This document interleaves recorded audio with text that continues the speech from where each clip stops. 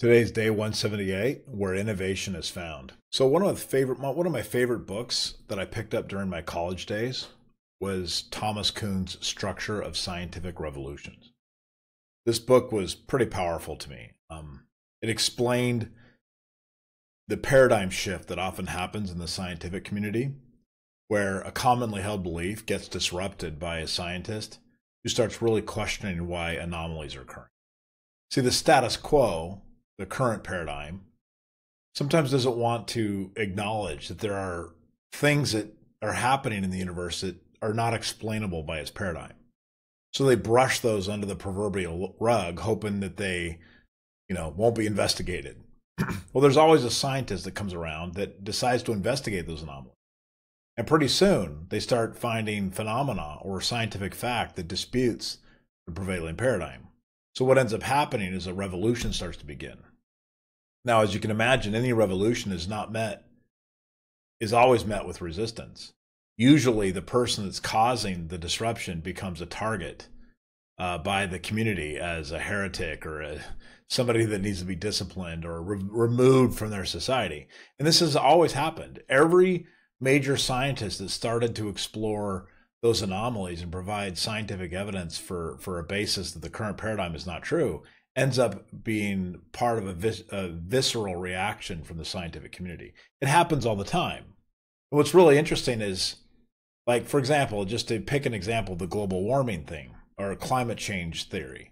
So for a while there was a total denial that climate change was, there was any man-made climate change occurring. And so the scientific community started reeling in shock when people were starting to reveal that maybe there is some impact that human activity is having on our environment, and maybe potentially causing some warming.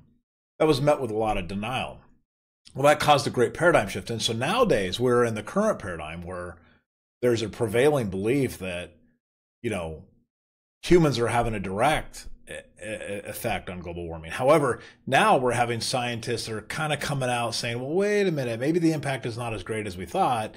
And so now the current paradigm is attacking those. So it's interesting. You'll see this paradigm shift go back and forth, back and forth.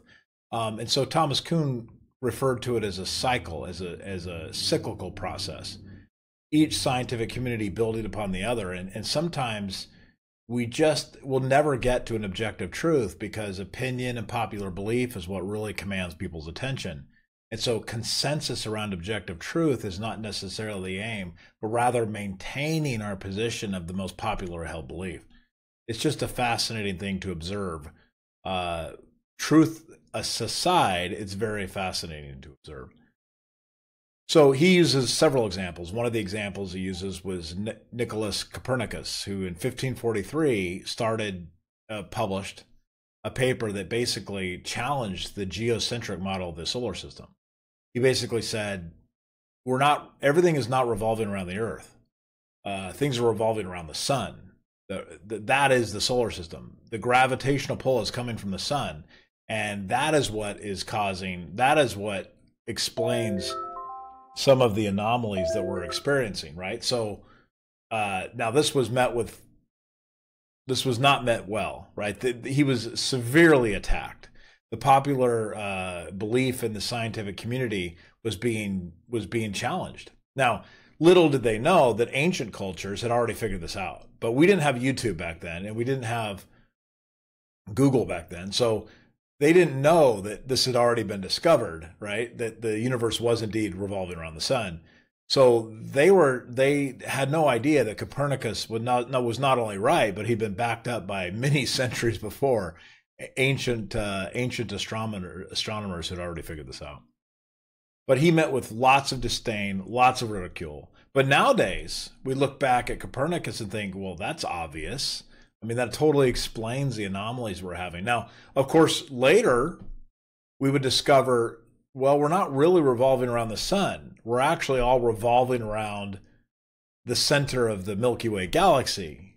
So that was another mind-blowing concept, right? So it's just interesting to watch how scientific revolution occurs. Now, I bring all this up because this is where I believe that disruption is actually found, or innovation is found. When you have a popular opinion that is generally held by the majority as true, therein lies the innovation. There will always be unexplainable phenomenon that will occur with the prevailing theory. And these are the things that the current belief system cannot explain. This is the fertile soil in which you will find innovation.